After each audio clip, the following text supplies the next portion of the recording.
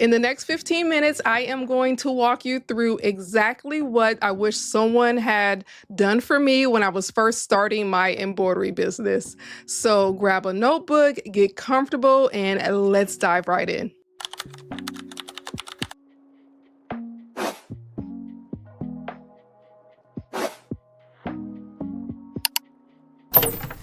Hello, beautiful people. I am Tanish Fortson, creator and founder of Embroidery Mastery, and I started my embroidery business in a very small space in my dining room with 2 babies on my hip. I really didn't know what I was doing. I just know that I wanted something special while still being present for my family. And now I'm going to tell you right now in this studio that you can do it too. So today I am breaking down the 7 steps that you will need to start your embroidery business the right way. So step number 1 is going to be to pick your embroidery path. The very first thing that you need to do before you spend any money is pick your path. And I'm serious about this because the mistake that I see most beginner embroiderers make is trying to do everything all at once. They want to do custom logos, baby items, sports themes, create digital files, and listen, I get it. I want to do all the things. You're excited and you see all of the possibilities. But here's what happens. You spread yourself way too thin and you don't actually get good at anything. You burn yourself out before you even really get started. Embroidery is not just one business. It's like 4 or 5 different businesses that all happen to use the exact same skill. And you've got to pick one lane to start in. And I know that you guys do not want to hear that because I am a team pick a niche. Your main options are custom embroidery. So that's doing hats, hoodies, shirts, and polos for individuals. Or you could also specialize in small business and corporate logos. Another option is selling finished products like baby blankets, personalized towels, monogram items, and just things that you could sell on Etsy or at craft fairs or in local boutiques. And then there are digital embroidery files, which is when you're selling the designs themselves to other embroiderers. So pick one. Seriously, pick just one, master that skill, make money with it, and then you can expand. Step number 2 is to make it legal. This step is the one that makes people very nervous. It used to make me nervous as a beginner and when I was first getting started, and I was thinking about all the things that you need to do, but stay with me because it's actually much easier than you think. You just need to understand 3 basic things: your LLC, your EIN, and your sales tax permit. First, set up your LLC. This is your limited liability company. It protects you and it separates your personal life from your work life. If something ever goes wrong, like somebody tries to sue you, which hopefully that never happens, they can't come after your home or your personal bank account. Now, you can start doing business as a sole proprietor. That basically is just you doing business under your own name. But if you are serious about this, if you actually want to grow and protect yourself, then having an LLC is the way to go. Next, you will need an EIN, and EIN stands for personal identification number. Think of it like a social security number, but it's for your business. And the best part of having an EIN is that it's completely free. You're going to need to open this to have a business bank account. Keeping your business money separate from your personal money will make tax time so much less stressful. You can get your EIN in about 10 minutes by going to the IRS website. It is fast, it is free, and it is easy. And the third thing is your sales tax permit. If you're selling physical products like t-shirts, hats, hats, hoodies, towels, whatever. Most states are going to require you to collect sales tax from your customers. And if you're only doing digital products, I would recommend that you check with your state for that as well. Now, this varies depending on where you live. So just Google sales tax permit plus your state's name. In most places, it's just a simple application that you can do online, and it's probably around 50 bucks or so. So yeah, this step feels boring, but do not skip it. It protects you. It sets you up to grow without having to scramble and fix everything later. Moving on. Step number 3. Buy the right equipment, because this is where people either overthink it or underthink it, and both can get you into trouble. So here's the truth. You do not need the fanciest, most expensive equipment to start making money. I would much rather see you get really good on a single needle embroidery machine than spend thousands of dollars on a multi-needle machine that you do not know how to use and cannot afford to maintain. So let me break down the budget ranges for you. If you are just starting out and you want to test the waters, most people start with a basic embroidery machine, which is the one that is right here. It typically will run you anywhere from $900 to $1,200. These machines are what we would consider entry-level machines. This is perfect for learning all the basics and doing small custom orders, and just for getting your feet a little wet when you want to experiment in the embroidery field. If you're ready to go a little bigger, the mid-range will typically run from about $1,500 to about $3,000 or $3,500. This is where most small embroidery businesses live.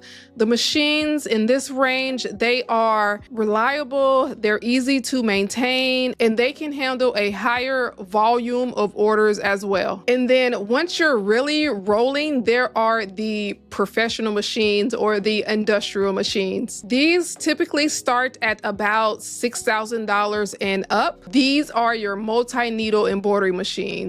You'll grow into this, and you definitely do not need to start here, because I started with a single needle brother machine and I probably paid about $900 for it off of Amazon. And just so you guys know, I did make my first $3,500 within the first month or so, just doing custom baby blankets and custom locked t-shirts. The machine was not fancy, but it worked and it paid for itself within a couple of weeks. Besides the machine, you are going to need hoops in a few different sizes, and that's just to keep your assembly line going. You're going to need stabilizers, good quality embroidery thread, a heat press, and then your basics like scissors, seam rippers, and measuring tools. And honestly, you can get all of those things for under $500 if you are smart about it and you don't go crazy. Start simple, learn how everything works, and then start to upgrade as your business grows. If you want to know the exact supplies you'll need to start an embroidery business, then check out my video on embroidery essentials. Okay, step number 4, learn the foundations. All right, this is a step where most people get really frustrated, and honestly, it's where a lot of people tend to quit. But I don't want that to be you, so I'm going to tell you what nobody told me when I first started. The problems that you are going to run into, like stabilizer issues, tension issues, needle issues, those are not beginner problems, they are foundational problems. And if you do not take the time to learn them from the start, and I mean in the very beginning, you are going to waste so much time,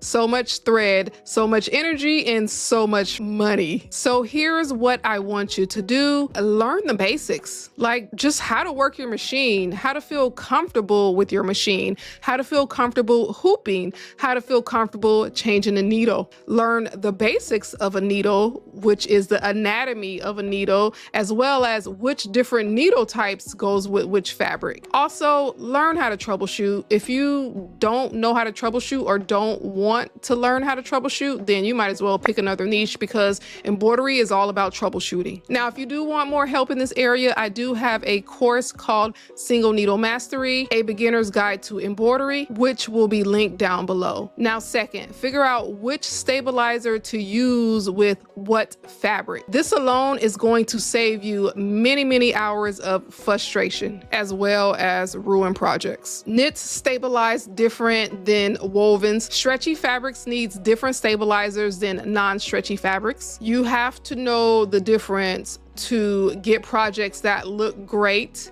and that are worth people buying. And then third, dial in on your tension. I cannot express enough how important this one little thing is. Bad tension will throw your whole entire project off. Every machine is a little bit different, so spend time knowing how to set up the correct tension for your machine. Do a lot of tension tests, make adjustments, and take notes on which tension work the best for your machine. And also, if you are not already in one, join a embroidery community, because when it's 10 o'clock at night and your stitches are not stitching correctly, or your fabric is bunching up and you don't know why, it is very nice and convenient to have a community of people who will help you. I do have a community. It's called Embroidery Mastery, and it will be linked below if you are interested in joining. Please don't rush these steps. Master the foundations and things will come to you so much easier. Step number 5.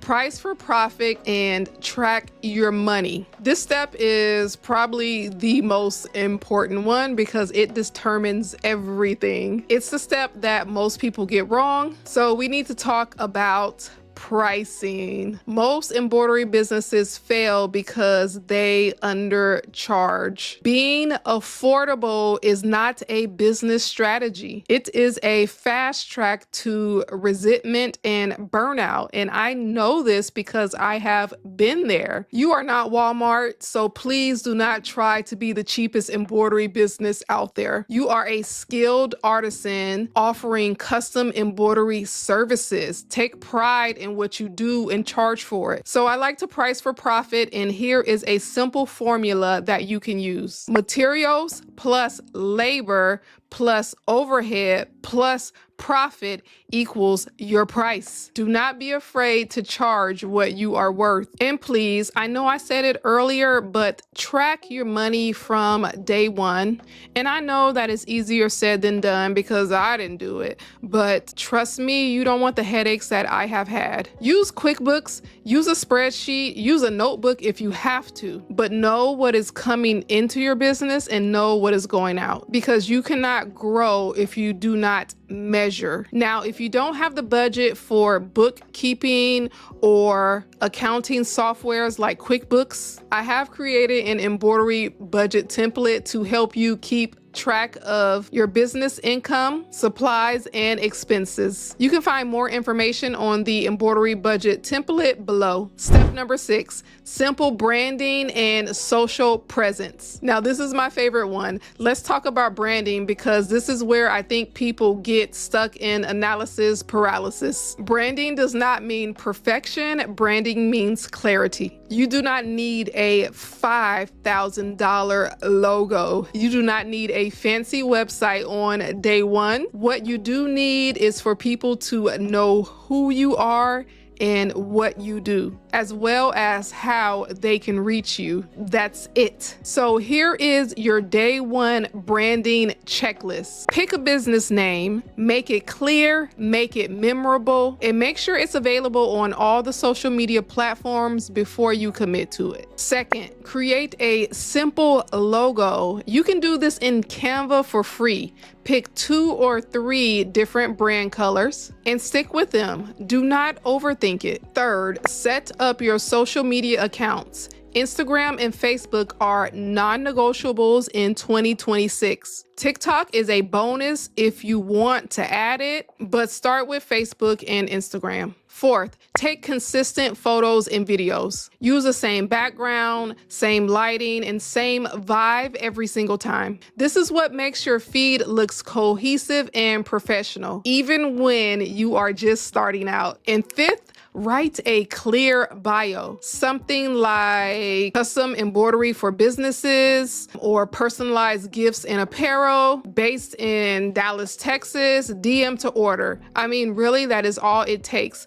That is short, it's clear, and it's actionable. That is all you need to start. You don't need a fancy website yet. You can use Etsy. The only thing you need is a name, a logo, and a way for people to contact you. Step number 7, start posting and selling. This is a step that separates people from who actually build a business and from people who stay in that just thinking about it phase. And here's the thing, success rewards consistency, not perfection. You do not need to go viral. You don't need tens of thousands of followers. You just need to show up and post regularly and let people know that you are open for business. So if you're thinking like, what do I post? You can post behind the scenes videos. People love watching the embroidery machine work. It is actually pretty mesmerizing to them. Just set up your phone and record that process. People like to see finished products, so take clean, well-lit photos